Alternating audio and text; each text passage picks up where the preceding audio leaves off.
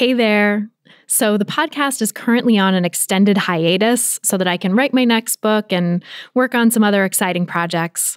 But while we're away, I hope you'll enjoy this fan favorite episode from the archives. If you want brand new content to help you make peace with food and heal from diet culture, come sign up for my free weekly newsletter at christyharrison.com/newsletter, where I answer a weekly listener question. And as always, if you join my Intuitive Eating Fundamentals course at christyharrison.com/course, you get access to our exclusive monthly Q&A podcast where I answer all your new questions.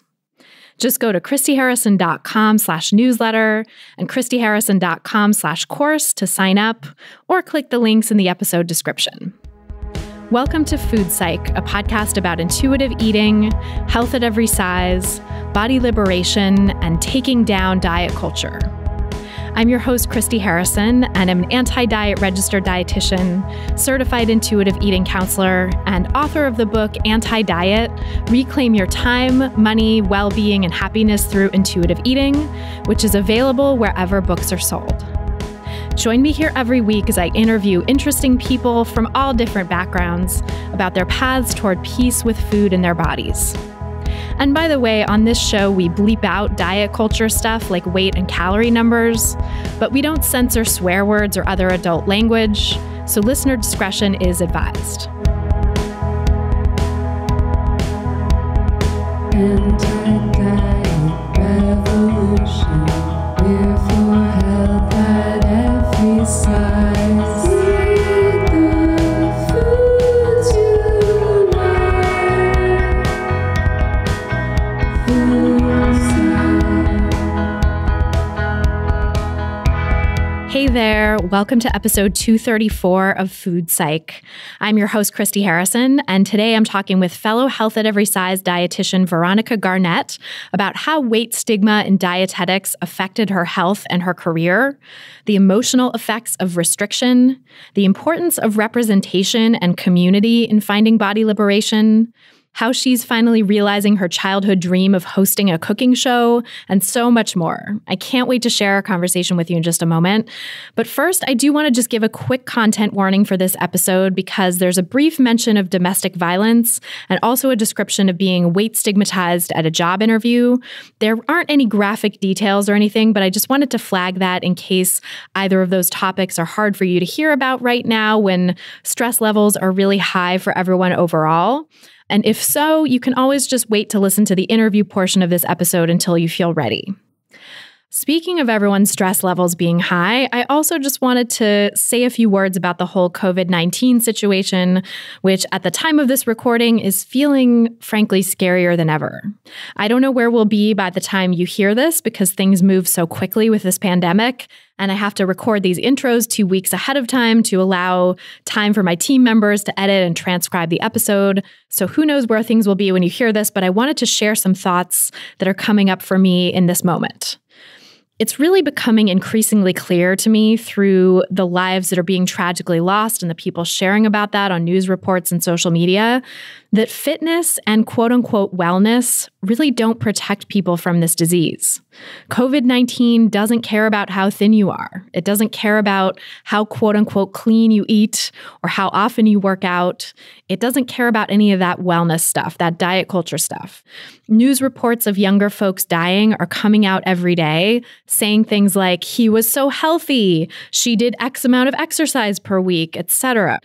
Exercise and quote-unquote healthy eating are really not the prevention or cure they're made out to be. We talk about this all the time on the podcast with the wellness diet, but we're really seeing a stark example of this now with this pandemic situation. And diet culture's pressure to exercise and eat a certain way only adds to the stress we're all feeling right now. And right now, we're really in the middle of a crisis where, for lots of different reasons, many people just don't have access to or the mental energy to procure quote-unquote whole foods or exercise. And it's far more important right now to do the things that are actually immediately effective against this virus.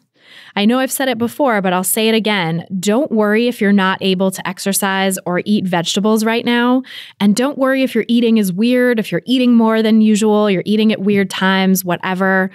Do whatever you need to do to take care of your mental health while you're socially distancing.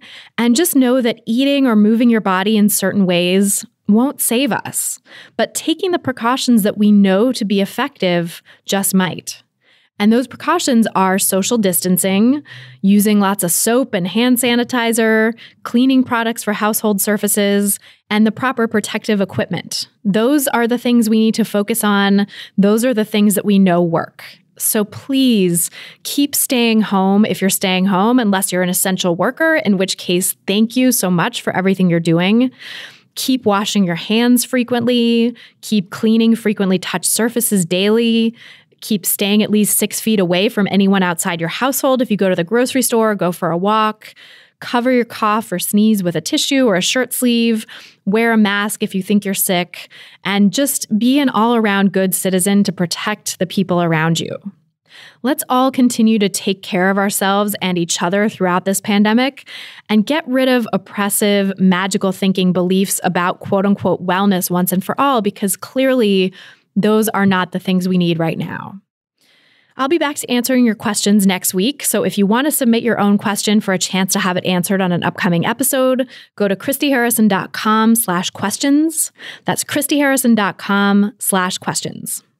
And then this is the part where I usually tell you that if you want to ask me multiple questions and have me answer them every month, you can join my online course, Intuitive Eating Fundamentals.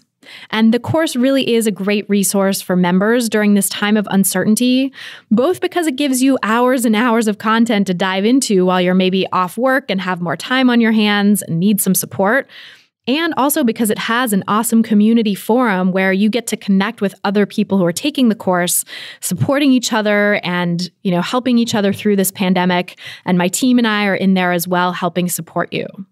But I know right now might not be the time for a lot of you, and I'm in this boat too, having had my husband lose his job. It's not necessarily the time to be making a bigger investment right now. So I wanted to share a couple other resources that I offer that are free or lower cost if you're in a situation of not being able to afford more. First, I have a free audio guide called 7 Simple Strategies for Finding Peace and Freedom with Food, which you can get when you join my email list at christyharrison.com/strategies.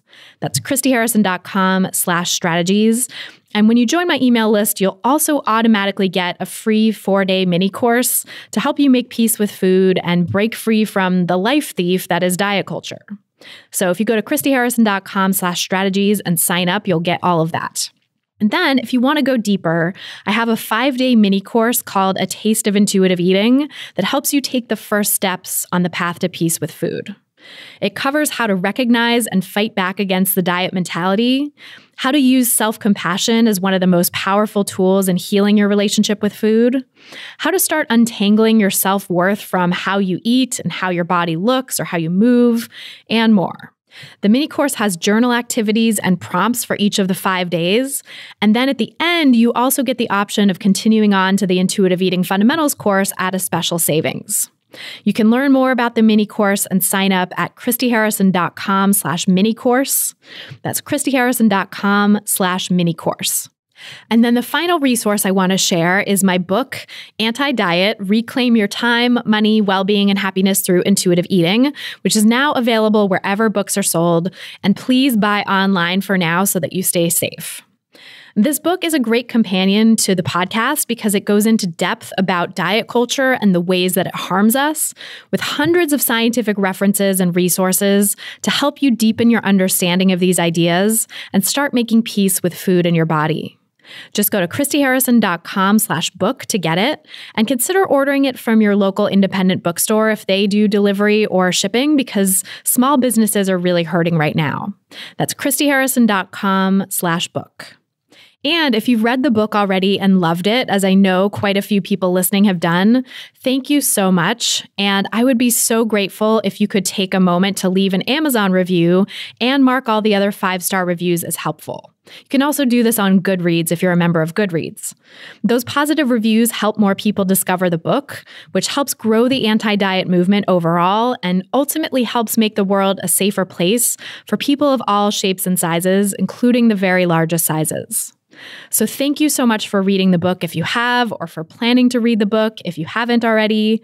And I'm so grateful for all of you listening, now more than ever in these uncertain times.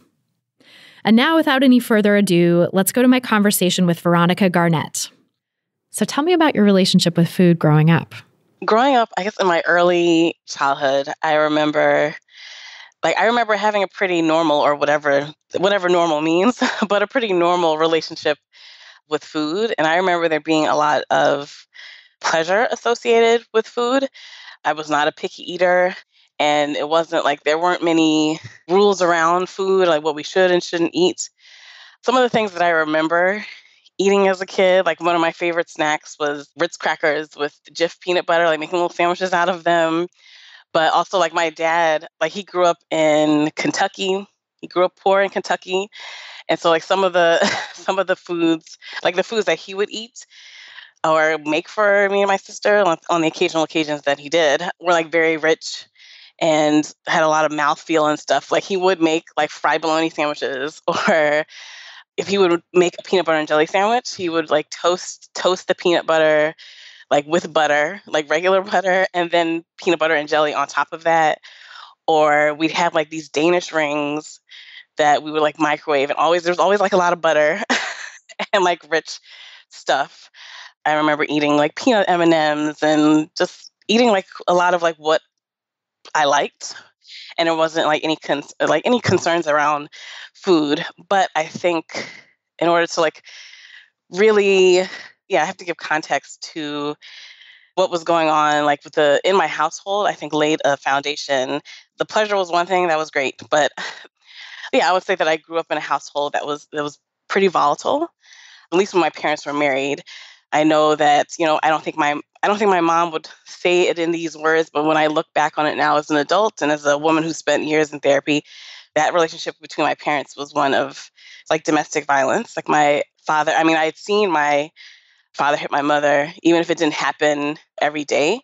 It was still like, this is the house that me and my sister were growing up in. Yeah, there was a lot of arguing and fighting. And then also, like, my parents were on paper, we looked like, it was very Cosby Show-esque. My father was a lawyer, my mother was a college professor, very educated, high-achieving people. And like, we lived in a single family brownstone in Harlem, had 4 floors and a basement. But my parents were professionals. So like a lot of times, dinner, I know at least like Monday through Thursdays, we'd have, babysitters pick us up from school.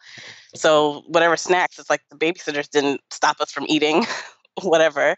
And a lot of times it was dinner, it was like whatever they prepared, spaghetti and meat sauce. But like we didn't sit down, as a family, and like there was no tension or strife around that, which was like really interesting. But one of the things that I've had to process in therapy, amongst all of those things, that household that I grew up in, was that like my sister and I like never ate breakfast.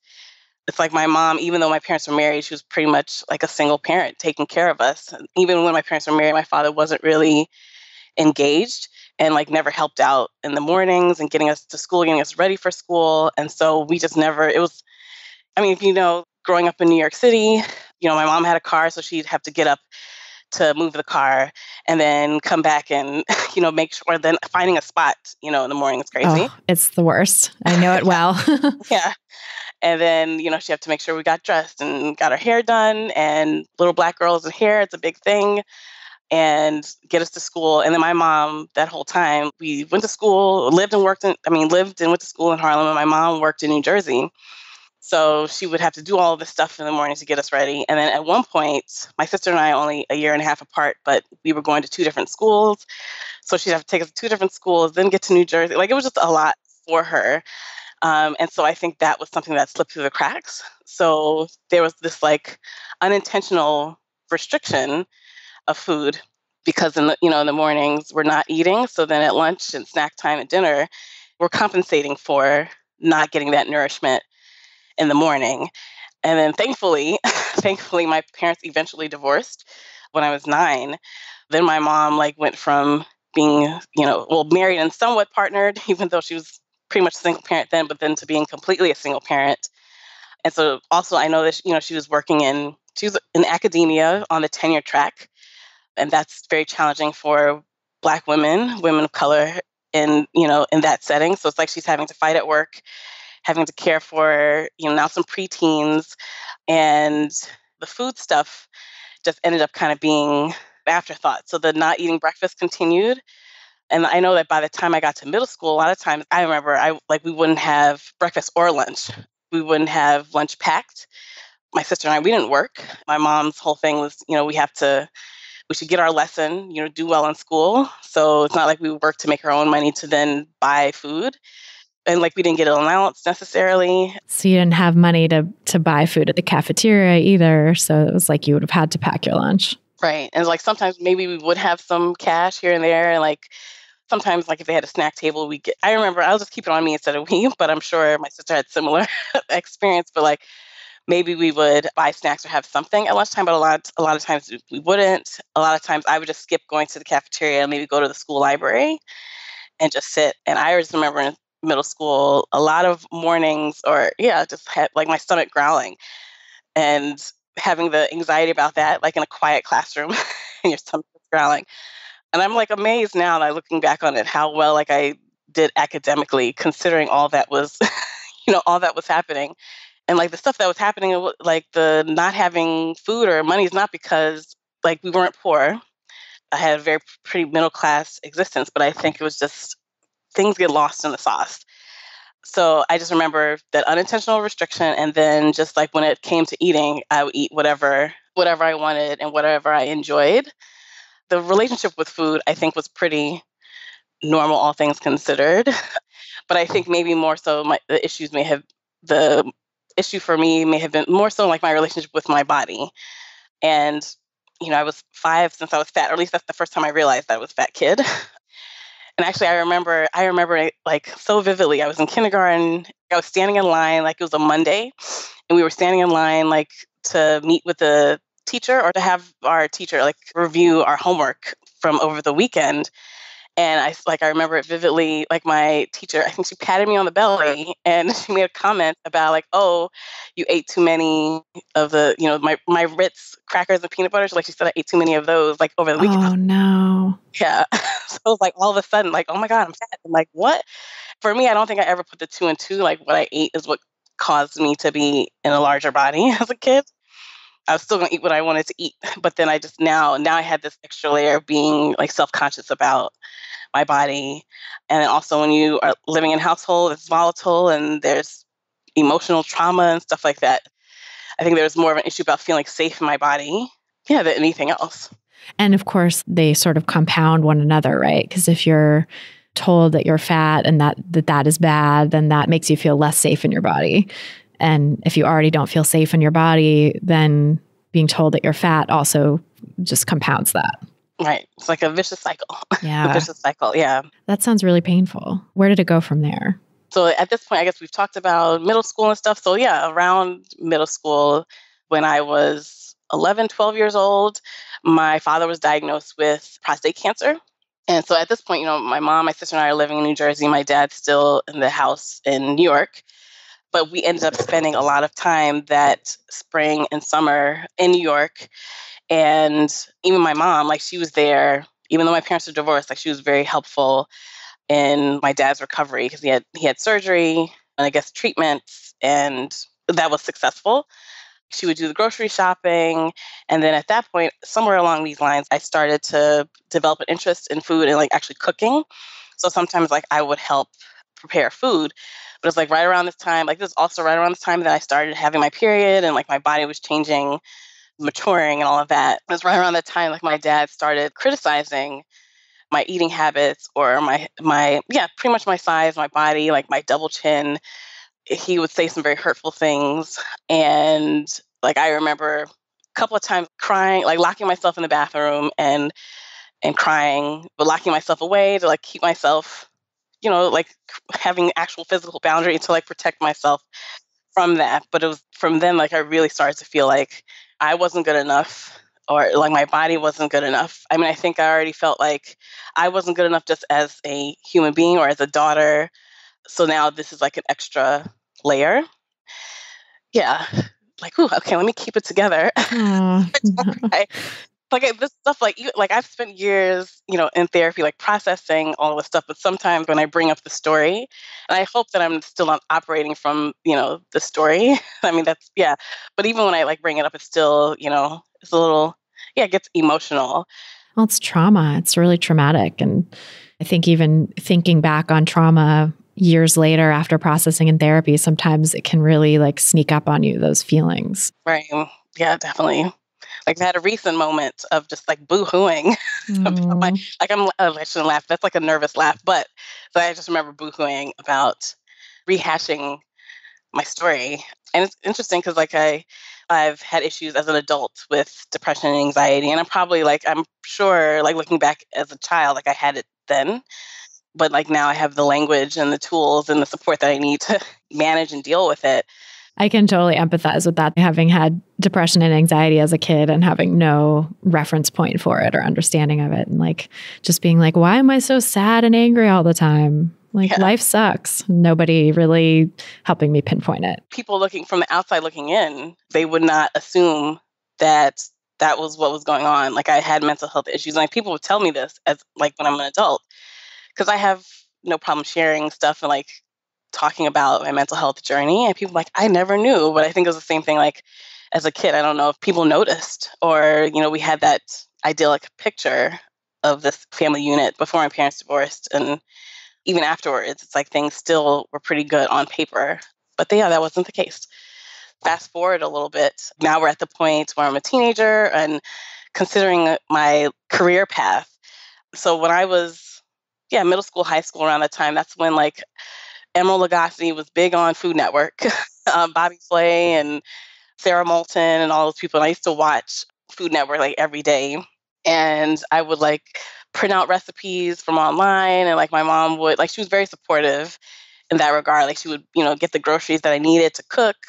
And so like that kind of became one of my responsibilities or chores was to cook dinner because my mom was still, I mean, she was a single parent and like oftentimes she worked in the evening, she taught evening classes.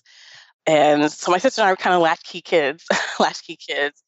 But like I ended up cooking more and more. And I remember being in the kitchen and pretending I had my own cooking show. And I would be talking. And like I still had this love of food and cooking, despite my body size, despite whatever issues with food, whatever. Like I always like loved food. And so like that was my dream. I was like, I want to go to culinary school and I want to become a chef and I want to have my own cooking show on the Food Network. I love that dream. Yeah, I love it too. I love it too. But so like all people with a dream, no, I ended up studying nutrition and dietetics. Yeah. Nutrition and dietetics instead. I did come from this academic family in particular. Like my mom was a professor. And also like my parents are 40 years old when I was born. So they're just a different generation.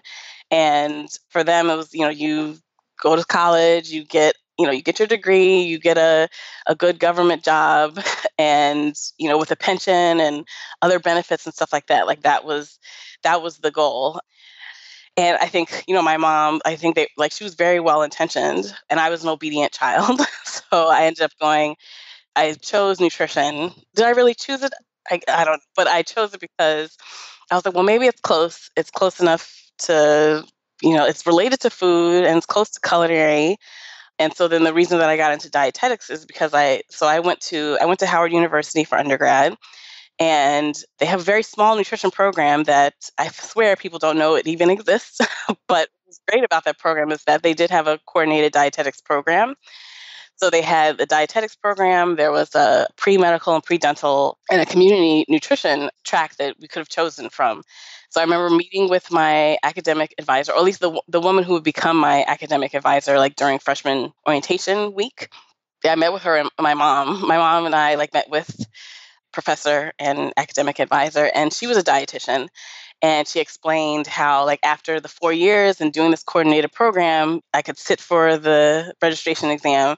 So so I could become an RD as soon as I graduated, and then I could get pretty much any job in nutrition. My mom was like, "That's what you're gonna do."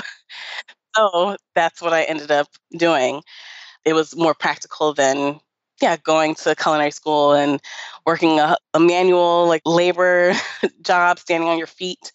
And line cook kind of job that's like you get yelled at all the time and have to Right. deal with the trauma of a kitchen sometimes. Right. My mom was like, you don't want that. You don't want to stand on your feet. And the truth is, now that I know more, I mean, it's low paying often, at least for the people in the back of the house. The hours aren't great when everyone else is spending time with their family on holidays, like or Mother's Day or Valentine's Day. It's like you're often in the kitchen. So I get that now as the older person, but I didn't get it, necessarily get it then. But I ended up studying nutrition and dietetics instead. What was that like for you when you started studying nutrition and dietetics? Were you sort of acutely aware that like it wasn't what you really wanted to be doing, or did you end up kind of throwing yourself into it? Yeah, I definitely threw myself into it. I always have loved learning and loved reading and excelled. So the actual study of nutrition, science of nutrition was still like fascinating to me. Oh wait, I think I should backtrack though, because another reason why I didn't mention it, but one of the motivations, like besides, nutrition being close to culinary or dealing with food, another justification is like, how you go through all these like justifications when you're settling for something Totally. which isn't what you want. So I was like, well, in my family, cardiovascular disease, hypertension is a big thing, and there's diabetes. So I was like, well, maybe I can help my family by learning more about the science of nutrition, how that impacts chronic health conditions. But I think another motivation underneath all of that was maybe I could fix what is wrong with me.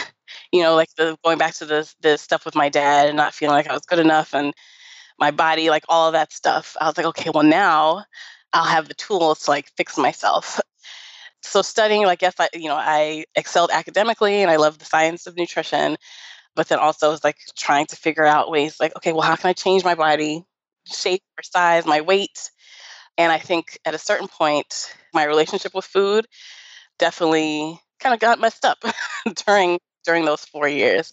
So my sophomore year, all of my classes pretty much at this point were nutrition and dietetics courses. Actually, in the fall semester of my sophomore year, I went through a traumatic experience. I didn't realize it was trauma. Or I didn't have the language then, but it like profoundly changed like the rest of my college experience. Like I missed out on a lot. I had a lot of anxiety and avoidance, and definitely withdrew from the social scene. Like withdrew into like my studies. Withdrew into like I think studying the food and nutrition. Actually, now like practicing. I moved into a dorm that was off campus, so then I had to like prepare my own food instead of like having a meal plan.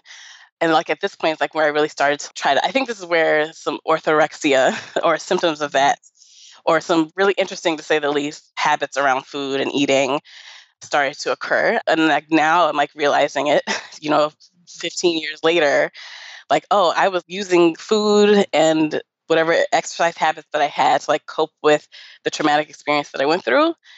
And then I also ended up in the spring semester getting into a relationship with someone I was with ended up being together with 4.5 years. So it's like I withdrew into like those spaces to deal with everything, as successful or unsuccessful as it may have seemed. Right. Those coping mechanisms were just the best you had at the time, which is like Right. so understandable. And I think probably most people listening can relate to that too, that like you learn later down the line, it's not the best outcome and there's lots of unintended consequences. But at the time, it does help address whatever needs addressing in your life. Right. Right.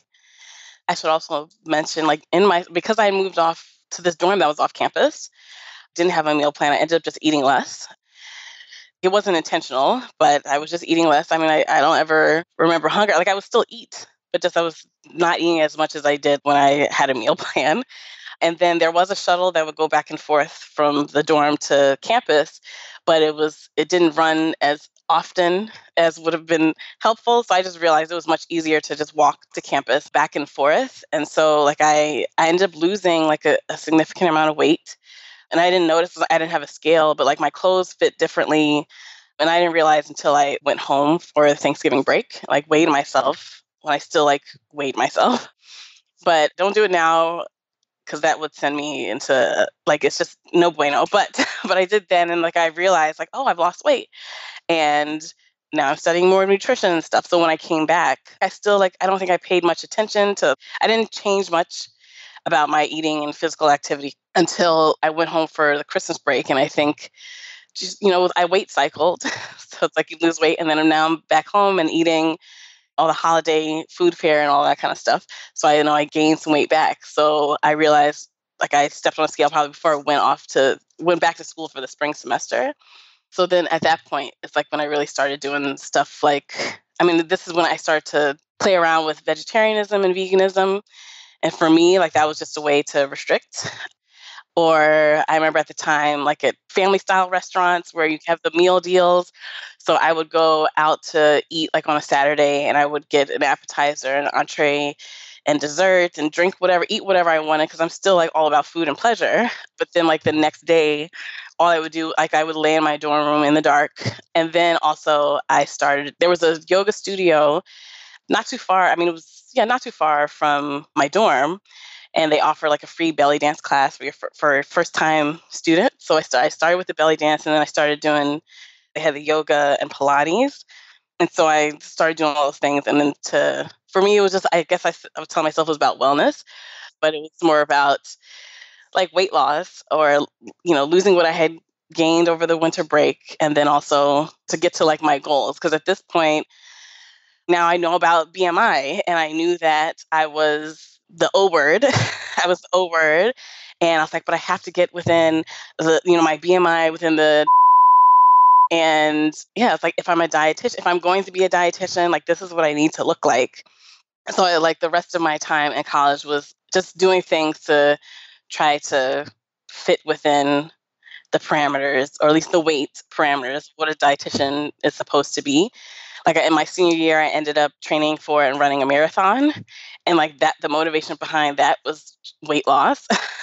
Of course, it had a good cause, and I raised money for the Whitman Walker Clinic, which provided, HIV services. Like it was the largest provider of HIV services in the DC area.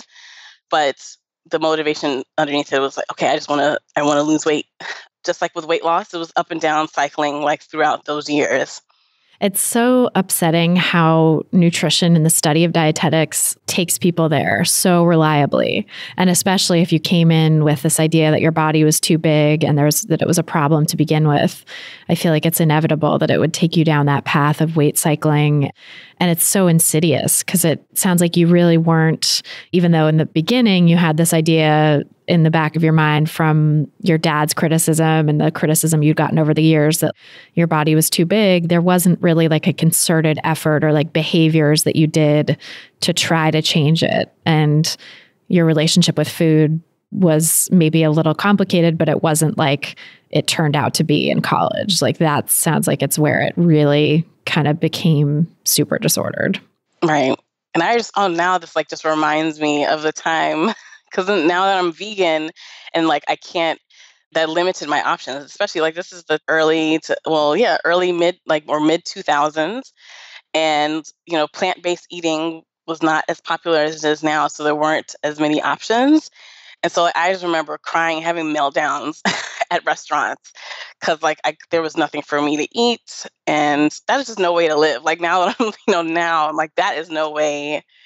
Yeah, that is no way to live. But yeah, it was definitely a lot of anxiety and stuff around food, which is a mess. But one thing, is interesting. So I went to historically Black university, and it was interesting when I think about like I wonder if I think that some of the pressures that I had was more so from maybe the textbooks and like the actual study or like parameters of nutrition and dietetics, but I don't think I ever got any, let's say, like pushback or whatever from professors, because most of my professors were Black. Most of them were, now that I think about it, were probably in larger bodies, or they were not the stereotypical, like when you think of a dietitian, you often think of a thin white woman. And those weren't my professors, and that wasn't necessarily my classmates either, which was yeah, just very interesting. It wasn't until I got to grad school. So I went to Columbia for grad school.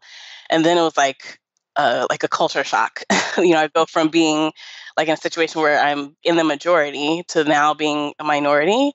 And then now I think there was even more pressure at that point to look a certain way. From the other students as well and the professors too. And I still like wonder, probably wasn't ever explicitly stated. It's just, we're all swimming in the stew. It's like you just get it. You get it. You pick up those flavors. Yeah. I feel you on that. I think my experience in grad school was because I went back to school for my master's and also to do my DPD program, which is like the undergraduate or graduate program in dietetics. Is basically what everyone has to take to become a dietitian. So I was doing this program at age like 28 or whatever with 18-year-olds, people who had just come to college. So that was a culture shock, but also like very much felt that pressure and that same kind of unspoken rule, like you're supposed to look like this. And I went to NYU. It was pretty white, and I didn't feel the sort of pressure of being an outsider based on my race, but I definitely felt the pressure of like, okay, we all look like this, or we're supposed to look like this, and we're supposed to eat like this. And yeah, nobody really said it. Nobody really was like, this is what a dietitian needs to weigh, or this is what a dietitian needs to eat. But there was a lot of just sort of subtle policing of each other's plates, like people kind of glancing around side-eyed, like, what are you doing? What are you doing? Yeah, that piece about like, this is how people are supposed to eat. That was definitely a new thing for me, but I do remember seeing how my classmates would eat. And yeah, feeling this pressure that I should eat like that. Because despite everything, at a certain point, I think probably around my senior year, like after I did that, after I ran the marathon, I think I probably started to push back, at least against the vegetarianism, veganism stuff. For me, like that was too much. And I was like, I miss bacon and I miss pesto and, cheese and like things like that. And your culinary pleasure side, like had to fit against it. Right. Like Yeah. So I started to push back. And so now my classmates, I see a lot of them were maybe vegetarians and like were eating salads and sandwiches with no fat on them and stuff like that. And I'm like, this, I don't know. I definitely got the pressure. But I guess the good thing about it is not like, I was a commuter and I spent like very little time. Like I was kind of get in, get out, go to class. And unlike most of my classmates, I hadn't taken my registration exam yet. I did take it during my first year of grad school, but I was already a dietitian. And I don't know, like I just never got too sucked into that environment, which I think was protective. Yeah, that's really fortunate. It sounds like having had that sort of backlash already going in, where it was like you just had restricted a lot already and kind of knew that your soul wasn't into it. Right. But then at this point, so now like after my first year of grad school, I sat for the exam like in the spring semester. And then over the summer, I ended up getting my first full-time job as a dietitian. So I worked at a women's health center for women living with HIV.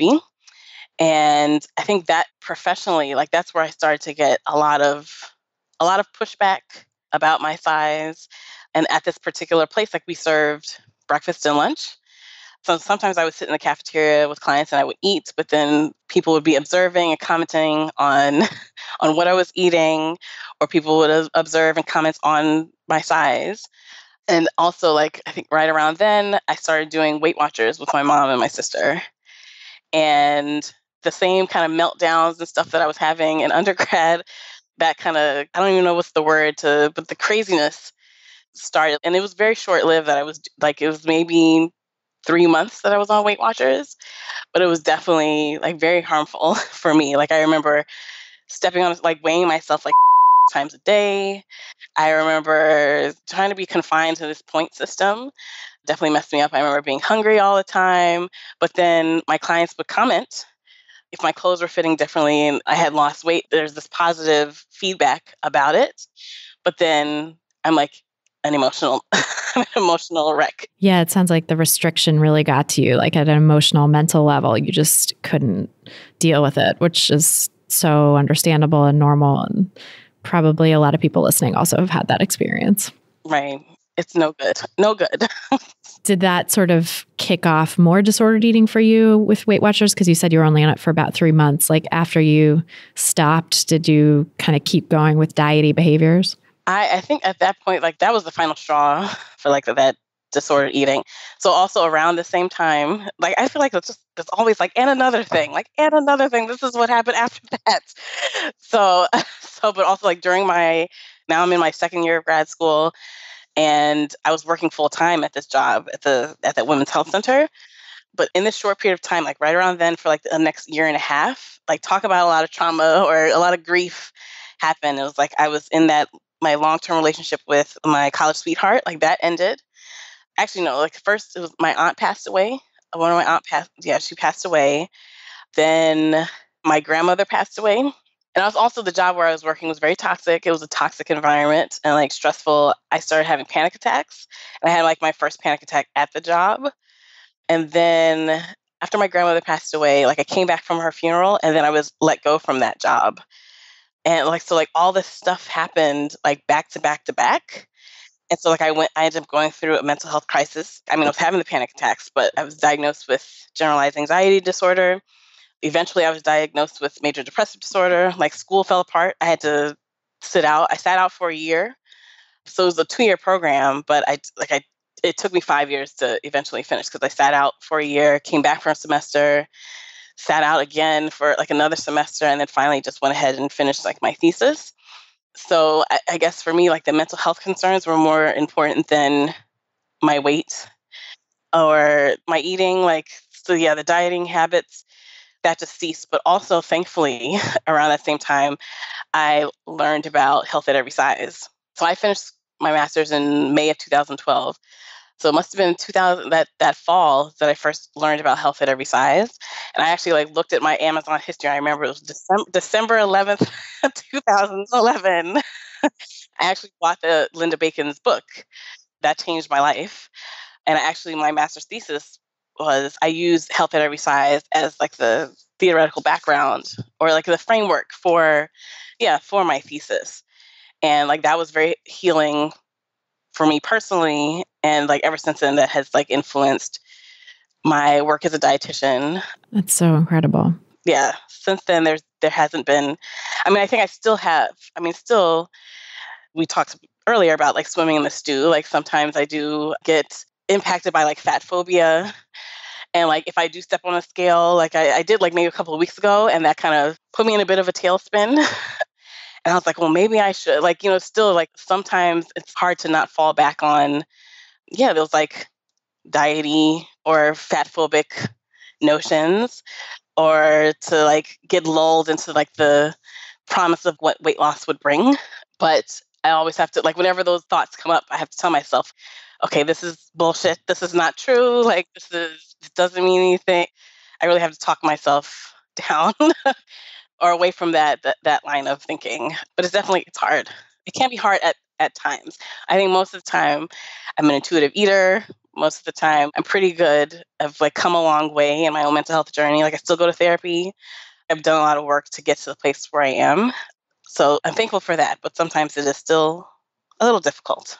Yeah. I mean, I think that's just such a testament to like the strength and sort of entrenchedness of diet culture, that even someone like you who's done all of this work, who's known about health at every size for this long, who's been practicing letting go of those beliefs for such a long time, like still gets caught up in it. And it is so hard, especially having to deal with weight stigma, especially like living in a larger body in this world is extremely, extremely difficult. And it would take like I don't even know what it would take, like a suit of armor or something to not be affected by it, And so like any human, of course, is going to have those moments of being affected by it.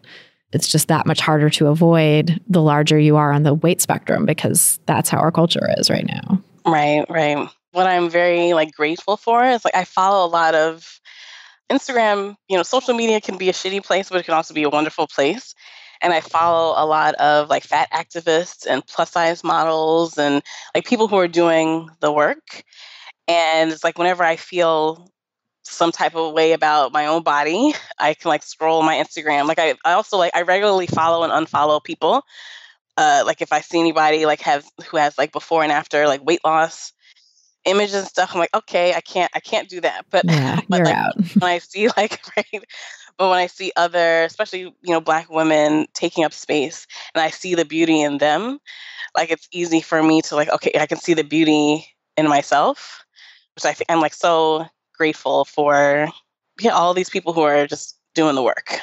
That's the power of community. I do think that is so important for this work, is like seeing yourself represented and seeing bodies like yours or bodies larger than yours, with people taking up space and enjoying life and not fighting to shrink themselves. Right. Because we're so inundated with pictures and images of people who are doing the opposite. Like the before and after photo trope is like the most common thing. And the thinness, thinness as beauty trope that's the water we're swimming in. That's like, what it always is. So to be able to feel yourself, have your own sense of value and beauty and worth and just like neutrality, even about your body, I think takes so much counter programming and counter messaging in the form of exposure to those images. Right. Yeah. I'm curious to hear like how this development in your own relationship with food and your body through discovering Haze and reading that book and like starting to work with that philosophy in your work, how that influenced your career path and sort of where you went from there in your life. Okay. Let me just say, it's just been difficult. It's been a difficult journey in general, but it's also been difficult to try to do health at every size work in the dietetics field, because employers and even, a lot of patients and clients have this expectation of what a dietitian is supposed to do.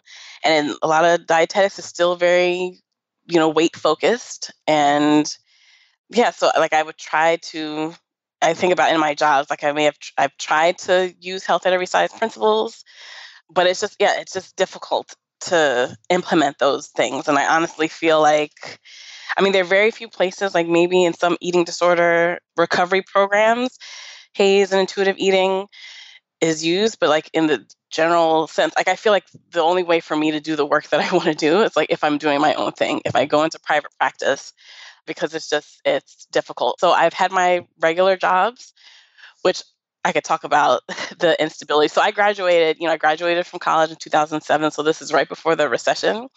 And I was actually reading an article today that was talking about there's all these stereotypes about millennials and the the okay boomer thing. But this article was written about, like, it was about older millennials, like zennials. I guess that's me. That's me. Yep. Yeah. Like we graduated right in the midst of, like, we were in our mid 20s or 30s during this recession. And it's been marked with instability. My whole career has definitely been marked by instability. So I've worked in the community, and, there's always like the risk of losing funding, which has happened, or it's like you're grant funded for a year or something, and then they cut your position or whatever. right. And that has happened more times than not. And then you add that instability to like being a fat Black woman in this profession.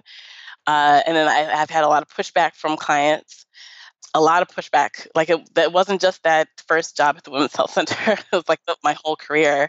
It's definitely been challenging. And so there were a couple of times, like I was laid off from a job in 2013.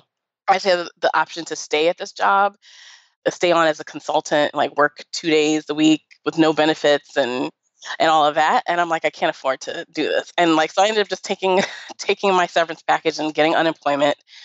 And I ended up staying away from I didn't work as a dietitian for 2 years. And for me, like there were a couple of times, like especially every time it's when I'm supposed to recertify, the 5-year period, each of those times I'm like, F this, I don't want to do this anymore. Like this is not what I really wanted to do anyway. And it's so hard to do the type of work that I want to do. And I'm tired of the pushback. It was just an unhealthy space to be in for me. And I remember like in that 2-year time frame, like even though I was broke as hell, I moved back in with my mom. I was like, this is better. And this is it was a healing thing for me to be outside of the profession. It was helpful with my own relationship with my body and like just being okay with being in my skin. But then at a certain point, I was like, okay, I need money. So I ended up like getting a job as a dietitian. Like it was just a per diem job at a hospital. And here, this is like the first time in my whole career that I've worked with other dietitians. Like every place I've worked, I've always been the only one. I was the only Black dietitian, the only plus size woman. And I just felt like I remember feeling so uncomfortable being around the team, feeling like I didn't belong. And it was more so because of my size than anything else. But I'm forgetting, like even before then. So one of the reasons why I waited so long to go back, because I was like, yes, I'm like, F this. But also I'd actually interviewed for a job. This was another job with another community program, no benefits. The pay wasn't that great, but I'm like, I need a job, right? And so I interviewed for this job, and the first interview went really well. So then maybe like a couple of days later, I had a phone interview, like second follow-up phone interview with one of the same women that I had interviewed with in person. And she ended up asking me all these, like, she asked me if I knew how to calculate a BMI, which is, like, this is dietitian 101. But she was asking, really the assumption behind or underneath that question was like, well, if I knew how to calculate BMI, then I wouldn't be the size that I am. She also asked, had I ever tried to lose weight? This was a program for, like, it was preschoolers, but they also worked with parents. So she was like, well, how would I be able to help parents if they're trying to lose weight and, I look a certain way? And I remember just being kind of blown away by these questions. And I remember saying, I'm not going to lose weight for anybody, not for this job. And I tried to explain, like, I'm a health at every size practitioner, but like a lot of people don't even know what that is. A lot of people don't know HAES. And I'm like, so I don't know. I can't remember how the conversation ended, but I guess we agreed to talk later or follow up. And I remember her being like very syrupy sweet at the end. I remember that. But I'm like, you were just okay, let me not curse. You're welcome to curse, but okay. You can curse here. You probably wouldn't want to curse her out, but right. So that conversation ended. And then like a couple of days later, well, actually I talked to my friend who's a lawyer, and she explained to me that weight is not a protected category. I just, remember being so like upset about the line of questioning and like all of that. Like, is this okay? Like what the hell just happened? Right. And it feels like discrimination because it is, but it's like but it's acceptable. Infuriating that it's not. Yeah, exactly. That it's not a protected category, which it absolutely should be. Yeah. Was it recently? I think, is it Washington State? Was it Washington State? They just passed something? Yeah, I think it was. Thank goodness. Check. I know. Yeah. Oh, amazing. And like Michigan, I think has something too. Oh, awesome. I think maybe it's Michigan that's the state, and then I forget. But okay. Well, this is great. I hope more and more. Yeah. But I talked to my lawyer friend. There's nothing I could do. And like, even if I could do something, I wasn't going to fight for that position or whatever. So anyway, I just ended up calling them back and saying like, yeah, you can remove my application for consideration. And so it was a year passed before I applied for another job. I was like, I don't want to do this. So, but I finally did I started working again, but now I have become like the queen of quitting jobs. So I worked here in New Jersey, I worked at a clinic, one of the largest clinics for people with HIV and infectious diseases. I mean, I was there for less than 2 years, but I was just miserable. And I would just dread getting up in the morning and going to do this work. Was there more weight stigma in the job? Was it like people pushing back on you, clients pushing back on you again because of your size? There was some of that. I also think that I've always worked in communities of color. And I think on one hand, I think some people are very appreciative of having someone who looks like them work with them. But then also your credibility is questioned because of your size. So it's just interesting. But then also I think a lot of more so, I just think more about like my coworkers or other people, like people trying to lose weight, trying to dieting or wanting to talk to me about weight loss. I'm like, I don't talk about this shit. Like, this is not what I want to do. But overall, I just think like ultimately at a certain point, I was like, this is not like dietetics. I felt like this is not what I'm meant to do. So remember I talked about my dream was to go to culinary school and become a chef. So I eventually, once I hit 32, I was like, I'm going to do everything I said I want to do that I haven't done that I said I wanted to. So I ended up just like Googling, what are the top culinary schools in New Jersey? Okay, this is the closest one to me. So I enrolled in a culinary program at my local community college, which is great. It was a lovely experience. So I started in September, and the next month I quit that job. But also I was working like 3 jobs. So I had my full-time job, I had a consultant gig, And I also had a per diem job at a hospital. So yeah, so I quit that job, but I ended up quitting everything else and just focusing on culinary school, which was like, we had an exit dinner when I was finished. And I remember saying, like, I've gone to an HBCU, I went to an Ivy League for grad school, but like my experience at this community college, like in this culinary program, was like one of the best educational experiences like I've ever had. We were a family. Food is connection and it's love and it's all those things. And like, I mean, I'm just grateful that I got to have that opportunity. Like grateful to myself for actually going for what I really wanted. I finished the program in May, Yay. but thank you. But before then, I had to do a culinary externship, and I ended up doing a fundraiser and going to Senegal to learn about. In culinary school, in most culinary schools, it's still very Eurocentric, very classical French cuisine. We had one class of international, like the international kitchen or international cuisine. But even in that class, it was all like, it was Belgian food and food from Spain, like Spanish food. International from Europe, basically. Right. It was like we had one day for all of Asia, and it was just pretty much Chinese food. And there's one day for like Creole, like French Creole cooking, like Louisiana cooking, but it was more like a Cajun French food. So there's no focus on African food, South Asian food, foods from the Caribbean and South America. So I was like, I'm going for the things that I want to go for. So I went to Senegal, completed my externship there. And while I was there, I let my registration status lapse because I'm like, F this, I don't want to do this anymore. I haven't worked as a dietitian in like over a year and a half or something at this point. But right at this time, like not, I'm still engaged with several dietitians. I mean, I follow you and some other, dietitians, and there's all this conversation about health at every size and intuitive eating. And I just noticed that the conversation is the same type of people who are having this conversation. So the same reasons why I didn't want to continue in the field is like the same reason why I'm like, I need to be doing this work so I've always worked in communities of color, and like Black folks, a lot of Hispanic folks, like don't know about health at every size, don't know about that there's another way to do things. And I'm like, who better than me to be a part of this conversation and to like bring this work to, my community. So, so I paid to be reinstated. So here I am back being a dietitian, but still a culinarian, ready for what's next. Oh, I love that. It's so important to have to be able to bridge your background in a way that's fulfilling. And it sounds like too, the sort of things that drove you away from the field of dietetics are the very things that we need more of. We need more representation of people of color, people who are fat, non-thin white women, basically. Like we need the field to diversify if we ever want to hope for it to become less oppressive.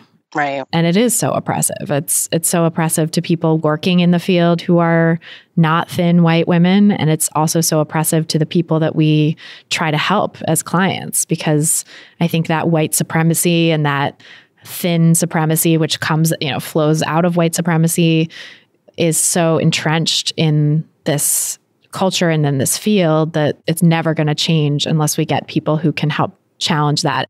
As a thin white woman dietitian, I also am very mindful that we have to challenge it from within too. Right. But it's going to take all of it. Right. A whole paradigm shift. Huge paradigm shift. Totally. So I'm curious, like, what is next for you then in terms of bridging these two worlds, this childhood love of cooking and the pleasure of food with the sort of now more political understanding of dietetics and bringing yourself and your body into the field as a way of fighting for justice, really? So before I get into the answer, let's talk about your book. Yes. Your book. So, I've read it. I've read it twice now. And I just want to thank you because after reading it the first time, like I felt like, wow, there's like finally a space, because I didn't think that doing the health at every size intuitive eating work was possible. And like after reading it, I was like, wow, there is like absolutely a space for me to be in this profession and to do this work. I think like because I worked independently as a dietitian, most of my jobs, like I didn't even know. And I wasn't connected. I haven't been a member of the academy in several years. I had never been to Fancy because it's cost prohibitive. So I felt like really alone. And now I'm like, look at all these, like this. I mean, your book was just amazing. Like so many points where I'm just like, wow, I can do this, you know? That's amazing. I'm so glad to hear that. Thank you. That was like one aim of the book too, is to help other dietitians and dietitians to be, or just health professionals in general, to like get a sense of of possibility and of like how they could get involved in this movement. So I'm so glad to hear that and so grateful that it resonated. Thank you so much. Oh my God. Yeah. I love that. And we so do need you and so many people like you and just people of all different walks of life to get in here and change this field. And it's interesting how like isolating it can be to do this work, especially like you said, you are sort of like often the only dietitian in an organization.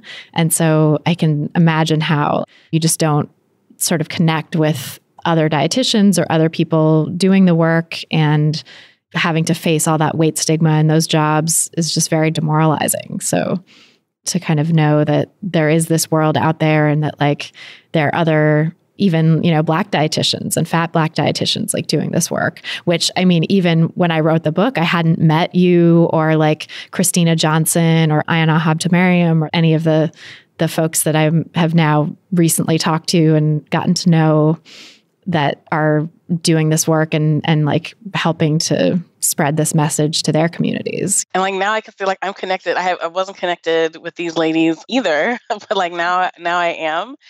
Ayana and I talk, and I got to meet. I went to a Fancy adjacent event. Yes, it wasn't an actual Fancy event, but so I got to meet Christina. And so like, yeah, it's just really great for me. Once again, going back to social media, it's like, I know it could be shitty, but it's been great to be able to connect. And so like, yeah, now I just feel like, okay, I can do the work that I want to do. I think the work that's wanted and needed in the world. For me, like what's next is I will be starting a private practice. So it'll be virtual, and hopefully I live in New Jersey. I'm in the Princeton area. And so the goal is to have a space, so a virtual and in-person practice in this area. And then also like one of the things that I'm fusing everything together with the dietetics and the culinary stuff and the social justice is a new project of mine. It's called Diasporadical Kitchen. Sounds so good. Yeah, I love the name. Such a good name. I was like driving around on a Saturday night and I'm like, oh, I got it. I have a name. I love those moments of insight where it's just like you're doing something else and you're like, oh, that's it. Yes, right. Right. But Diasporadical Kitchen, so it's diaspora, so focusing on foods from the African diaspora. And my culinary dream is to eventually like travel throughout the African continent. Like what I did in Senegal, learning about Senegalese cuisine, I want to travel throughout the continent and like help just do my little part, because there are a lot of African chefs who are doing the work to like put African food on the map. So I'd like to do my little part of showcasing foods from the diaspora. And then radical, because I want to be talking about fatphobia, dismantling these oppressive systems like fatphobia and white supremacy and healthism and ableism, like all of that. So, and then the kitchen part, because it's going to be a cooking show. Yeah.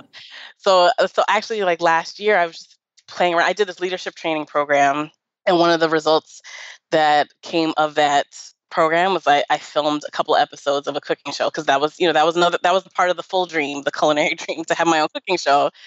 But I didn't have a name, and it was really just, I'm testing this out. But I'm like, I want to do something different. So I want to bring on people as guests. And so we're going to be cooking foods from the African diaspora, or a fusion of, soul food and Caribbean, like a fusion of all of that. And then here we're having these liberating conversations. So yeah. So veronicagarnett.com and Diasporadical Kitchen, like all these things are going to come together. So that's what I'm working on right now. Oh God, I'm so excited for that. I love too that it's like the culmination of your childhood dream, and that it brings in these like lived experiences that you have and this knowledge that you have around like health at every size and social justice, and the culinary piece of bringing African food and showcasing foods from the diaspora. Like it all just comes together so beautifully. It took a minute, because like when I finished my program in May, I felt like I was just floundering. Like I went through a depressive episode. I'm like, what the F am I doing with my life? And like I was a mess, but it was just like all of a sudden things started to come together. I mean, reading your book, like connecting with you, reading your book, all this stuff, it was just like everything started to come together. So thank you again. But, oh my God. Thank you. I'm like tearing up over here. That means so much to me.